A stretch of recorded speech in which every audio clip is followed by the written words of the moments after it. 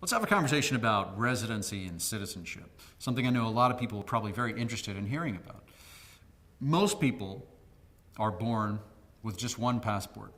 We come into this world, and by complete accident of birth, we have this piece of paper, this document that says that we're a citizen of a particular country.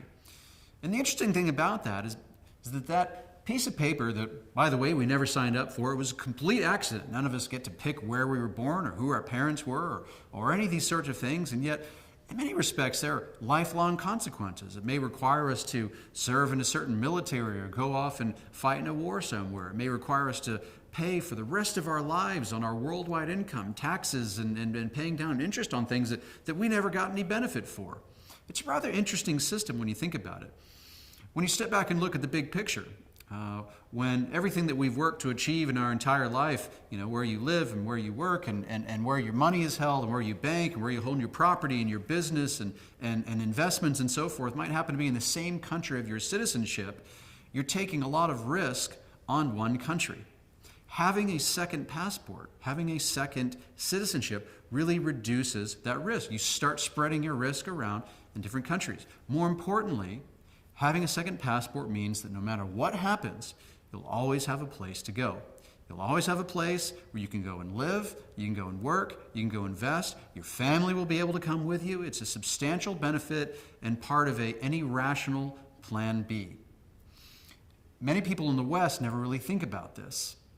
There are people, however, from many different cultures around the world, a lot of people from, for example, China today and things like this, who know the value of having another passport. They know intuitively that they can't keep all their eggs in one basket. They know the value of having that citizenship diversification. It really is like an insurance policy. It's one of those things that you can really generate a lot of benefit from. It can open up a whole lot of new opportunities, new freedoms. I mean, that's really what liberty is all about. It's about having choice. And yet at the same time, like an insurance policy, it's one of those things that you hope you never really need to use it, but if the time comes and you really do, you're going to be very glad that you have it. It might be one of those things that makes all the difference in the world. Now, there are a number of ways to obtain a second passport, and I'll talk about 4 of them, really. Primarily, obtaining a second passport is about either time, money, flexibility, or ancestry. And I'll talk about them in reverse order. First of all, with ancestry. It is possible, right now, you may actually already qualify for another passport. Perhaps if you have grandparents from a particular location, or if you've got ancestors even further back than that from a particular location. Spain, for example, recently granted citizenship to a number of Sephardic Jews who were able to go back for hundreds and hundreds of years and just with certain last names be able to claim Spanish citizenship because of some atrocities that the Spanish government committed 500 years ago. This is an example of ancestral citizenship. People from places like the former Austro-Hungarian Empire, which ended more than a century ago. These are the sort of things where people can go back in time and actually demonstrate that they have ancestry from some of these. Ireland, Poland, Italy. These are examples of places where, if you've got a grandparent from Ireland, it's very straightforward process to be able to go and apply for citizenship because you have Irish ancestry. If you have Polish ancestry, you can go and obtain citizenship because of your Polish ancestry. There are a number of countries like this, and that's one option you may already qualify for. Primarily, one of the things that you need to be able to provide is certainly some proof of ancestry, of ancestral ties, birth certificates, death certificates, these sorts of things. But in many respects, with a good genealogist or a little bit of some records, many of which exist online, you can work through a local consulate with the records that you have and be able to obtain citizenship in a very cost-effective and straightforward process. Second way that we'll talk about is through money.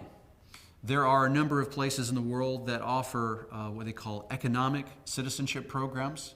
There are many of them at the time of this recording where you can trade anywhere from a couple of $100,000 to even a couple of $1 million. And in exchange for that, a government will actually provide you with citizenship of that country. They call it economic citizenship.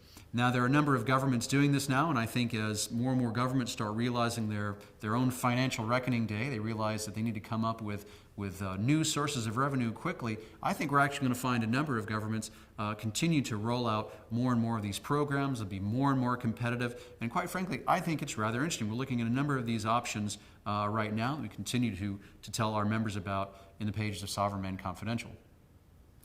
Another option is trading flexibility for citizenship. There are places in the world, for example, Brazil, which is very interesting, where if you get married to a Brazilian, or you end up adopting a Brazilian child, or for example, if you and your spouse are expecting a child and you move to Brazil to give birth to a child, and the child is born on Brazilian soil, this actually entitles you to a very fast process of obtaining citizenship in a place like Brazil, which, by the way, is one of the most valuable passports in the world. So there are places like this.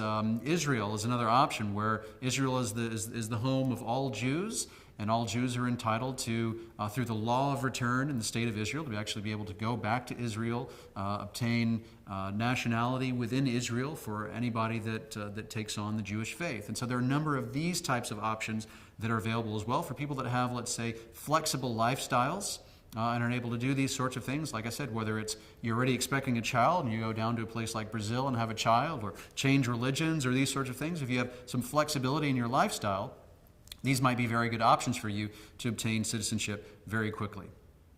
Last option is trading time for citizenship. This is when you can go and actually obtain legal residency in a foreign country. And pretty much every country in the world has very clear procedures for obtaining residency, whether you're in the United States or Canada or Europe, or places like Chile or Panama or Singapore or Hong Kong or Australia or New Zealand. And there's so many different options to obtain residency. I mean, there are just thousands of ways to obtain residency in various countries all over the world. There are a number of countries where it's much, much easier to obtain residency, and there are some countries where it's much more difficult to obtain residency. In some places, there are almost economic residency programs where, for example, in places like the United States, where they want you to invest a whole lot of money just to obtain residency. There are other places where practically just a signature on a piece of paper entitles you to legal residency. And in each of these countries, every country has its own nationality law. And so once you obtain legal residency in a country, say Chile or Peru or Panama or Singapore, for example, after a certain number of years, that nation's law actually allows you to qualify to apply for naturalization. And as a naturalized citizen, obviously you're entitled to a passport. Now, it takes a little bit more time. Sometimes 2 years is about the fastest out there, sometimes 5, 6, 7 years, but after a certain period of time, you're able to actually qualify to apply for naturalization. What's very interesting about residency is that in many cases, you don't actually need to spend time on the ground. So particularly if you're on a budget, you don't feel like going and spending $250,000 on an economic citizenship passport. You don't feel like going to Brazil and having a child, and you're just not descended from Irish grandparents. This is something you can do in a very cost-effective way. You can go to certain places in the world. You can obtain legal residency. You can come down, you can sign the papers, you can get all the documentation that you need, and then you leave. You go back home. You go back to wherever you lived before. You come back. You set foot on soil once a year. You spend a little bit of time in the country. It's a nice place. You enjoy it. You take your family on vacation, and you go back home. A couple of years later, you come back. You fill out some more paperwork. You can qualify to apply for naturalization. In many cases, you don't actually have to move there.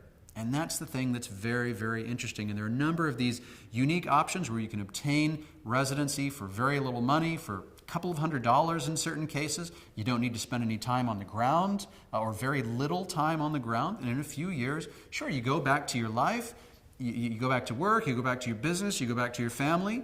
And in a few years, you come back and you get a new passport. Again, this is a great insurance policy. It's hard to imagine you're going to be worse off for, again, a little bit of money. You get this great travel document. You get this insurance policy, something you can use to travel all over the world, to invest, to open bank accounts and brokerage accounts, and create new businesses and all sorts of things. You have this great insurance policy you get to keep in your pocket. Look, I would rather live in a world where there were no passports. I would rather go back like the way things used to be, where you could travel from one side of the world to the other without having one of these documents. But we don't live in that world anymore.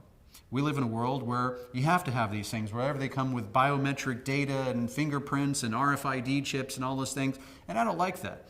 But you know what? Since we can't live in my ideal world where we don't have passports, and the best move is to have as many as possible. Certainly more than one, because if you only have one, then all of your eggs are in one basket.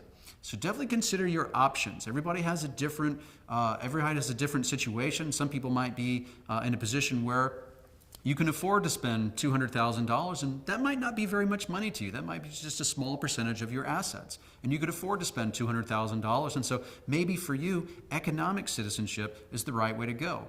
Maybe some people are young and don't really have a lot, but they're extremely flexible, and so maybe for you, one of the flexibility options might be the best thing to do. Frankly, I think for a lot of people, the easiest option is always to go back and look at your family history and see whether you have one of these ancestral passports.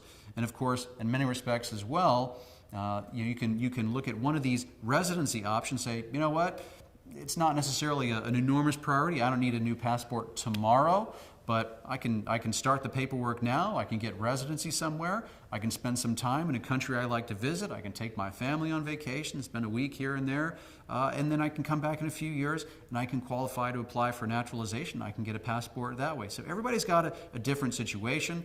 Essentially you're trading the more money you spend, you can get economic citizenship very quickly, but it's more expensive. If you go through a residency option, obviously it's very inexpensive, but it takes a lot more time. So there's a balance that we have to strike here, and it really all depends on your own personal situation. That's a high-level overview about the primary ways to obtain naturalization and citizenship in another country.